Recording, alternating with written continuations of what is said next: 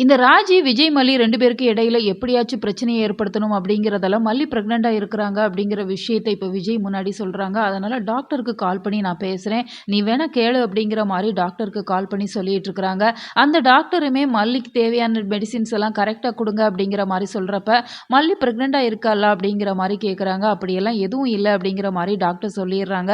ஏற்கனவே மல்லி, நாகு 2 பேரும் சேர்ந்து இந்த டாக்டர பார்த்து நடந்த எல்லா விஷயத்தையுமே சொல்லியிருப்பாங்க. வீட்ல இவ்ளோ பிரச்சனைகள்லாம் போயிட்டுருக்கு. இந்த சமயத்துல இவ பிரெக்னன்ட்டா இருக்கிறா அப்படின்னு சொல்லி வீட்டுக்கு தெரிஞ்சது அப்படின்னு சொன்னா பல பிரச்சனைகள் வரும் அப்படிங்கிற மாரி அவங்க கிட்ட கேட்டுக்கிட்டாங்க அப்படிங்கிறதெல்லாம் அந்த டாக்டருமே பொய் சொல்லிர்றாங்க. இந்த சூழ்நிலையில ஒரு வழியா இப்போதைக்கு மல்லி, நாகு 2 பேரும் தப்பிச்சிருந்தாங்க அப்படிங்கிறதால விஜய் ராஜி மேல தான் கோபத்த காமிக்கிறாங்க. உனக்கு ஏதாச்சும் வேலை இருந்தா போய் பாரு அப்படிங்கிற மாரி சொல்லிர்றாங்க.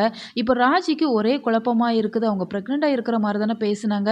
இப்ப ஏன் இந்த டாக்டர் இப்படி சொல்றாங்க அப்படிங்கிற மாரி அவங்க சொல்றாங்க. எது எப்படி இருந்தாலும் இப்போதைக்கு மல்லி பிரெக்னன்ட்டா இருக்கிறாங்க அப்படிங்கிறதெல்லாம் உங்களுக்கு அந்த வாமிட்டிங் சென்சேஷன்லாம் வருது. மயக்கம்லாம் வருது அப்படிங்கிறதால இந்த விஷயத்த ரொம்ப நாளைக்கு மறைக்க முடியாது.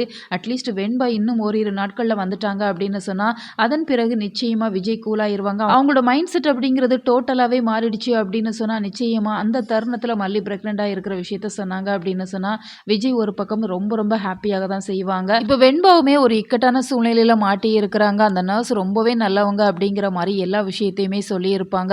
ஏன்னா விஜயோட ஃபோன் நம்பர், மல்லியோட ஃபோன் நம்பர் எல்லாம் குடுத்துருப்பாங்க. இந்த சூழ்நிலையில அவங்க ஃபோன் நம்பர் குடுத்ததையே அவங்க அகைன்ஸ்ட்டா யூஸ் பண்றாங்க அப்படிங்கிறதால, வெண்பா ரொம்பவே பயந்து போயிட்டுருக்காங்க.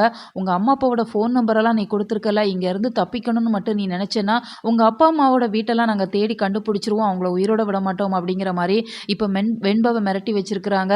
இவ்வளோ நாள் வெண்பா எப்படியாச்சும் தப்பிக்கணும் அப்படிங்கிற மாரி தான் நெனச்சாங்க. ஆனா இனிமே தப்பிக்கணும் அப்படிங்கிற மாரி நெனைக்க மாட்டாங்க. ஏன்னா அவங்கள பொறுத்தவரைக்கும் அவங்க அப்பா, அம்மா உயிரோட இருக்கணும் அப்படிங்கிற மாரி சொல்றதால, நிச்சயமா தப்பிக்க மாட்டாங்க. தீபிகா கூடிய சீக்கிரம் வெண்பாவ மீட்டுருவாங்க அப்படின்னு சொல்லி தான் எதிர்பார்க்கப்படுது. உங்களோட கருத்துக்கள மறக்காம கமெண்ட் பாக்ஸ்ல தெரியப்படுத்துங்க.